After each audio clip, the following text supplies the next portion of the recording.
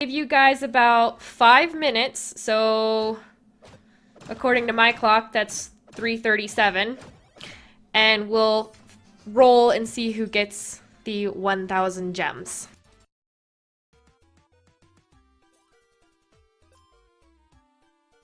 All right, while that is going on,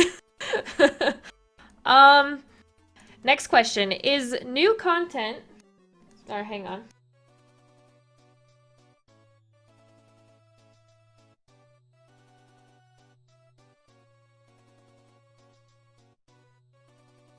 All right. Is new content planned from the game's development, or do you come with new come up with new ideas as time goes on? I feel like this one's a little of both. Oh my goodness.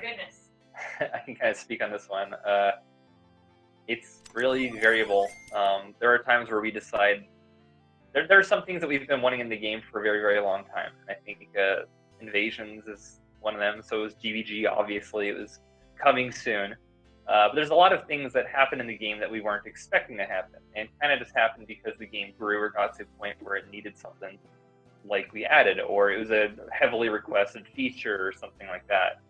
So I think it's very up in the air as to the timing and what feels right at the time. And if something cool comes up, should we do that instead? But with new content, I think if you mean like new raids and new zones, I think Sean would be able to answer that one better because those are mostly theme based. Yeah, just we kind of if we release a new raid in zone every couple weeks or every month, you guys wouldn't be able to complete the content. We wouldn't be able to make new content to balance it out. So it does take a while to create like a new raid and a new zone, as it's four dungeons, it's 17 gear sets, it's all the weapons that go along with it. So we try to space it out every maybe month or two. I would say, what is it, Jace, about, or Moke, is it about every month or two we do a new zone or raid? About I think the goal is every 2 to 3 months. Yeah, so that's kind of the timeline on that. That's the kind of the timeline on that. So yeah, if that answers your guys' question, we will always be working on new content. I'm always working on something, so you don't have to worry about that. We just can't give you dates, and I think one thing that I like about our design process is we just kind of wing it a lot of the time. We don't have some document like locked away that says, all right, this week we're doing this and this week we're doing that. We just make the game and we do it off of feeling. I think that's one thing that we do really well here. All right. Yeah, then in terms of like for example, the pirate raid was a bunch of pirates. Like, I think this question is kind of related to that. Like, do you have like something in mind already for the next raid, basically, or are you gonna come up with it when that time comes? Oh yeah, I just draw whatever I want. Okay. I try to keep the cool stuff for the raid, though. The raid should be the cool, so we'll do something really fun again for the next raid. All right, I have 2 questions for you, Sean. First one is, how did you learn pixel art, and what is the process in order to draw familiars? Is it fun, or is it super complex? How did I learn how to draw pixel art? I just started doing it. Made a really small. We started with the character first. My background is 3D art. I did a lot of 3D stuff for many AAA games and not so AAA games. So I spent a lot of time in my career just learning about basic art. And I think that's very important. If you have to understand the fundamentals of color and balance and scale and composition.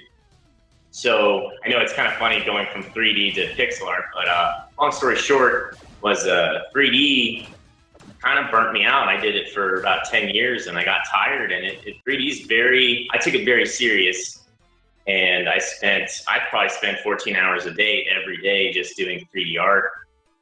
And then I started getting into concept art, and I started designing things, and I was designing weapons and vehicles and characters for other games. And when I had a chance to work on this game with Jace again, sorry, I keep saying your name, I got to get into pixel art, and it kind of gave me freedom again. And I started having fun doing art again. I was kind of losing that fun because of how many rules and things like that there are with doing 3D art. So long story short, once I started drawing pixel art, I didn't stop, and I really enjoy it. And it's a lot more fun to me than just doing 3D.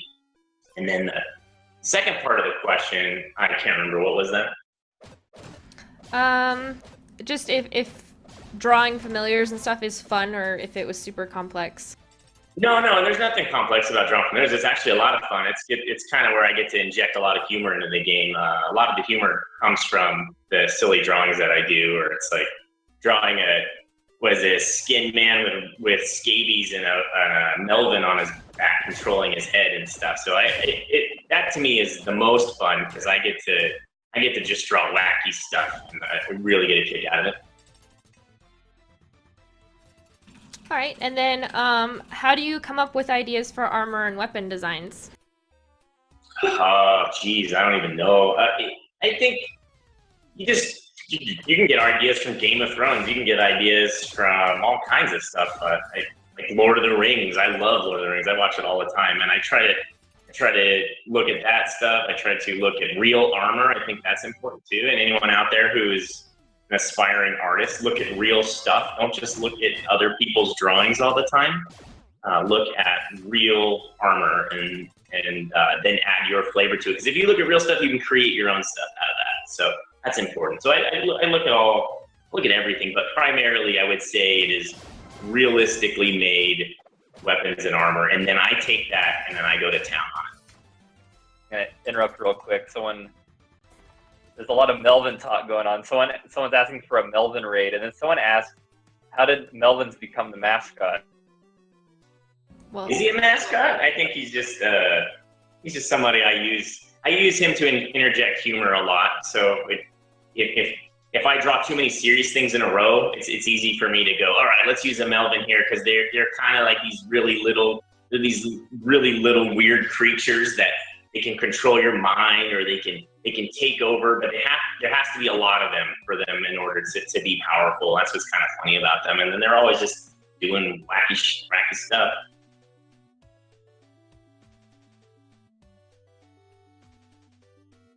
I don't know who the mascot is. Like, some people think it's Blubber. I would say, man, I really don't know. Yeah, I always thought it was Professor Oak, or Blubber, or Melvins. Yeah. Yeah, I mean, obviously I would say Love Boy, but when it comes to familiars, I'm not really sure. all right, we have a winner for the 1,000 gems. I went ahead and rolled it while you guys were talking. So our winner is, I'm sorry if I butcher this, but it's Kindness502.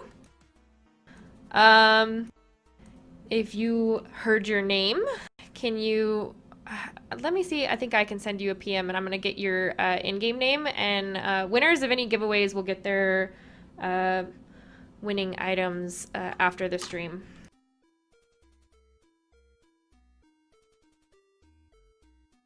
All right, I'll go on to the next question while I handle that. This one's kind of another one that I can see being more towards Sean, but what is the story behind some of the townspeople we see at spawn? Can you say that again? You cut out. I didn't hear it. Yeah, sorry. What's the story behind some of the townspeople we see in town? I guess it would depend on the person. Every character, I think I tried to make sure every character was a character. So Professor Hale is he's kind of how would you say? He's always in a hurry. He's very smart, obviously, but he can't find his wrench. He's always like, oh boy, So he's kind of crazy. And then he moved into town not too long ago. And then you have like the quest giver, Gramps. And he's obviously done a lot of quests before in his life, so he's missing limbs. And then you have, so you have Ishmael, so he's still kind of a mystery. You have Nixon, who's a real tough kind of demon guy. So I think every character has I wouldn't say they have an insanely huge backstory to them, but they have character. And I don't know. I don't really know how to answer that question properly without, making a bunch of stuff up. We could go through them all. I think you have kind of like a backstory for all of them, right? Yeah, I do. It's just yeah, and then we have Quinn. Quinn is just real grumpy old man. You know, he's had a hard life of herding familiars.